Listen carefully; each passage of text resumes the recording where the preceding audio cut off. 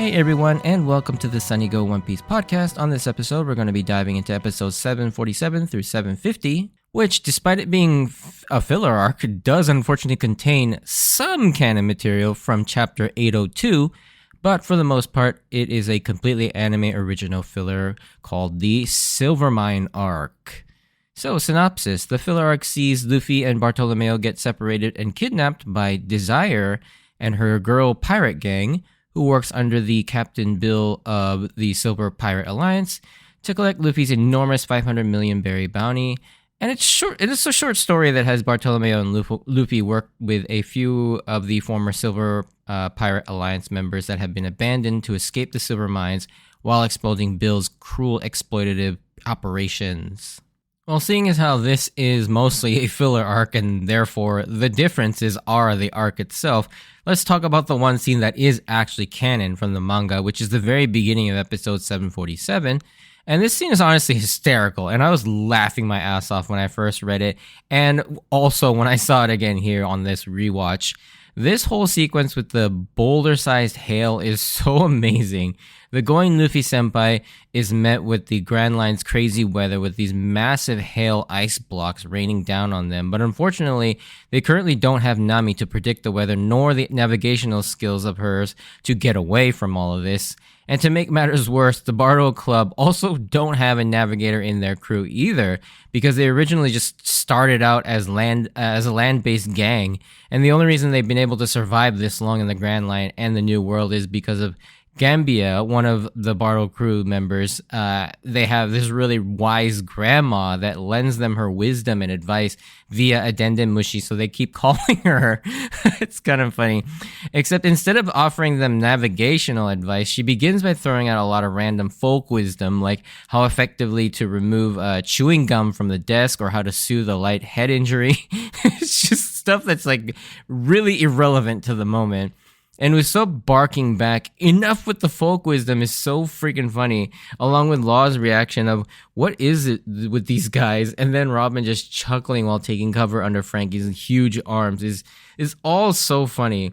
And this entire scene is so funny, but unfortunately, that's literally the only good thing about these 4 episodes, because the rest of this mini filler arc is so boring and just plain generic. It plays like a villain of the week Saturday morning cartoon that has all the same problems almost every other filler arc has, which is to sideline or nerf the main characters to the point where it's laughable, and obviously they can't have any real character development, or it's very surface level for the guest character that the arc pretty much surrounds, and this is, in this case, it's Desire. Half the time, nothing even happens, literally. They're just stuck somewhere waiting for the plot to progress. The villain is also really bland and basic. He's just evil and a dick just to be evil and a dick. And while he does get a very flimsy backstory related to the main villain of the One Piece film Gold, Guild Tesoro, where he was defeated by him and now Bill basically works for him to survive. And speaking of which, they basically were too lazy to create new ideas because the Gutsu Gutsu no Mi, or the Smelt fruit, operates incredibly similar to Guild Tesoro's Goru Goru no Mi, or the Gold fruit.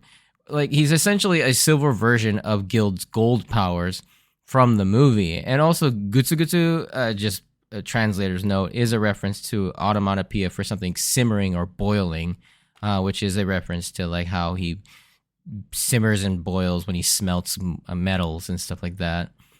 That's the other thing about this arc, that it's kind of to tie into the movie that was released around this time, and the aforementioned One Piece film Gold, which I have a review up for the movie itself, which is one of my favorite One Piece movies, and it is quite good. The movie is really good. And another reference to the movie is that Tanaka-san, who's a villain in the movie, makes an appearance as kind of one of the people pulling Bill's strings, as well as at the end you see Koala letting Sabo know that they found Grand Tesoro's Guild's island, where they are holding someone that the Revolutionary Army is searching for, which ties into the events of the movie, instigating Sabo's inclusion into the movie.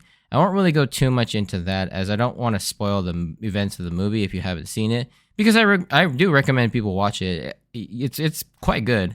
And you also kind of get your first glimpse of Guild Tesoro at the end of episode 750, I think the thing that bothers me so much about this whole thing is that this could have been resolved without Luffy lifting a finger. Like, Avalon, the minecart guy, could have been taken care of with Luffy's Conqueror's Haki, or Bartolomeo could have easily just materialized a barrier wall in front of the dude. And at the speeds this guy is going, he would have surely just knocked himself out.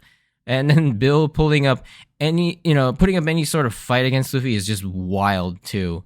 While he was able to kind of mentally withstand Luffy's Conqueror's Haki, he didn't seem to possess the ability to use Haki himself in this fight. It should have been over in like one shot. And let alone when like Zoro and Law showed up, then it really should have been over. This filler is a lot of concepts from past arcs just recycled, which is why it's so boring. You have the biker gang with a heart of gold concept and aesthetic taken straight from Duval and the Rosie Riders. You have a women warrior who at first seems antagonistic and traps Luffy but shows kindness by offering him food, taken straight from the previous arc with Rebecca, even right down to the pink hair.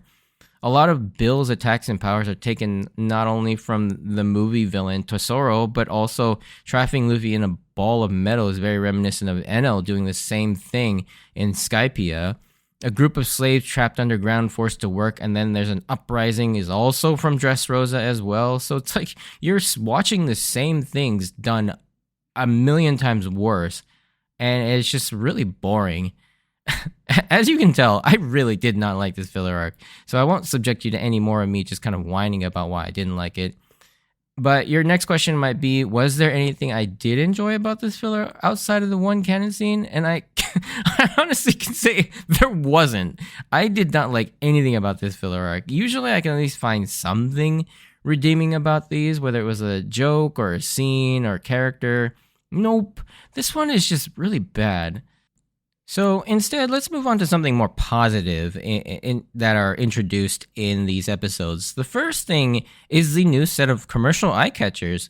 These are the little animations that play in the middle of every episode that serve as indicators for the viewer that the episode is about to go to commercial or return from commercial. And I am pleased to say that the individualized wanted posters with the character-specific theme is back, but updated. And I'm happy because beginning in Fishman Island until the end of Dressrosa, it was a very generic one with the same music and the same animation, except the only difference was that you saw a different Straw Hat walk by and pick up their character-specific item as they walk out of the Sunny's cabin, which was really boring after, several hundred times of watching this. And these new ones kind of mix aspects from the originals and the second set that came out in the pre-time skip era. It has the floating character-specific wanted poster and the theme music for each character, but it begins by showcasing a character-specific locale.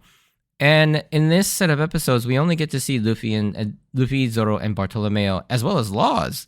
And it's pretty cool and funny that Bartolomeo and Law get their own as well. Bartolomeo, interestingly, is basically a recreation and an homage to the original one with the ship docked in a sunset. But instead of the Mary, it's the going Luffy-senpai.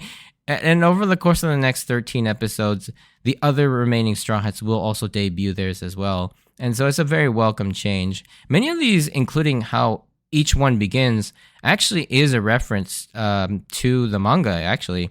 It's specifically referencing the next cover story that is about to take place, which is the second set of the From the Decks of the World cover story, the 500 Million Berry Man, which is the next cover story arc.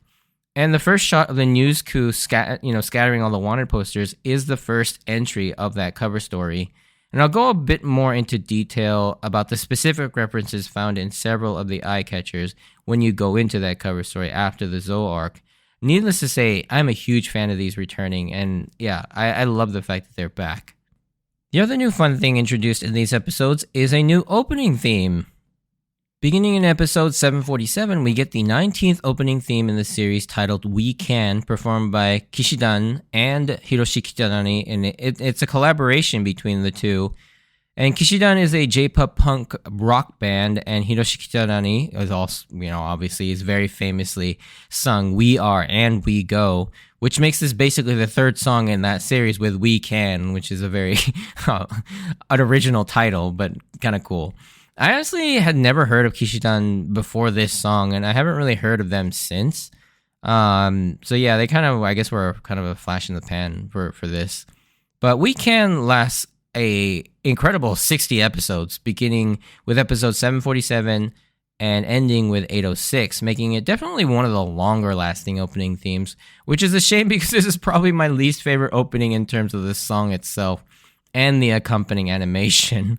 If you've listened to my old opening theme rankings episode from all, years back, you'll know I had it second to last, but I'd say over the last 5 years or so, I think for me it has dropped to dead last, even lower than Kaze wo Sagashite, which at the time I had dead last, but I've kind of come around to the fact that I actually like Kaze wo Sagashite a lot more, like the song itself.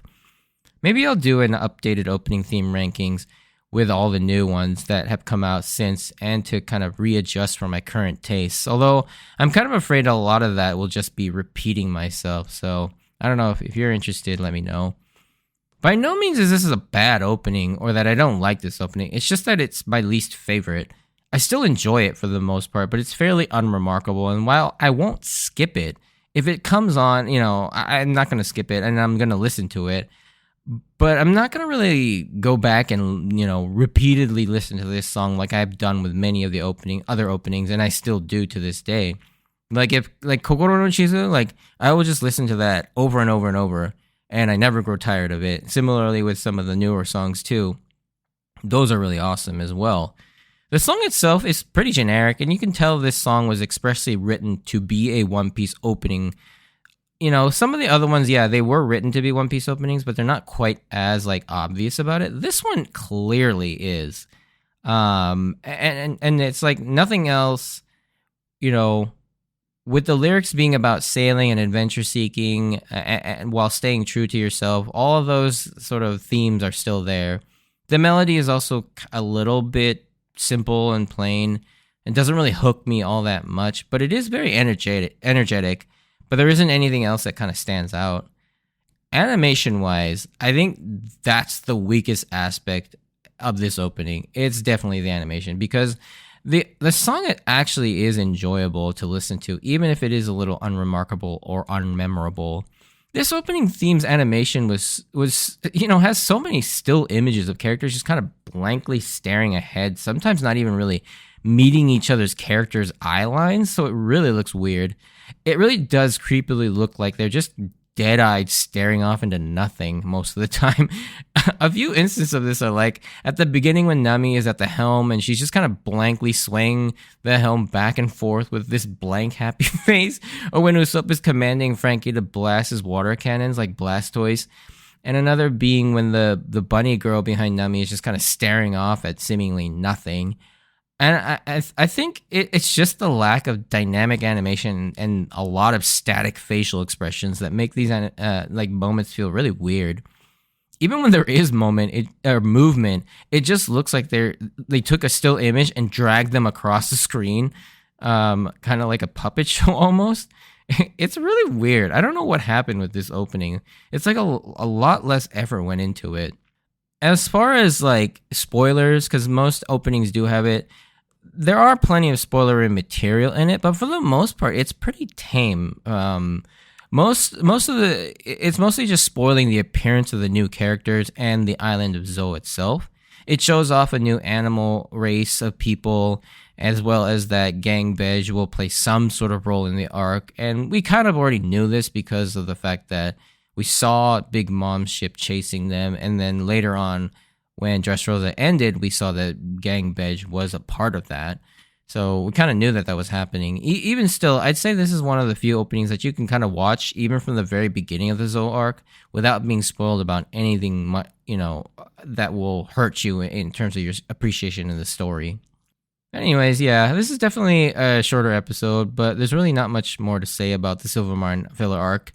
But next episode, we are finally returning to the main canon story with the beginning of the Zou arc and probably one of my favorite and funniest One Piece gag scenes in the entire series. So get ready for that one. But yeah, if you did enjoy this, send me a like or comment. And if you want to join me on this journey of rewatching One Piece, please consider subscribing. Check out my Instagram at Sunnygo Podcast for updates when I post new episodes and to see some pictures of my manga collection. So please check that out. And as always, I wanted to thank you for taking the time out to listen to my podcast. Just a small little spoiler note at the end here. But if you're not interested in that, and it has more to do with Film Gold, so it's not even about the main anime series. But yeah, if you're not interested in that, stay safe out there, and I hope to see you on the next episode. Bye!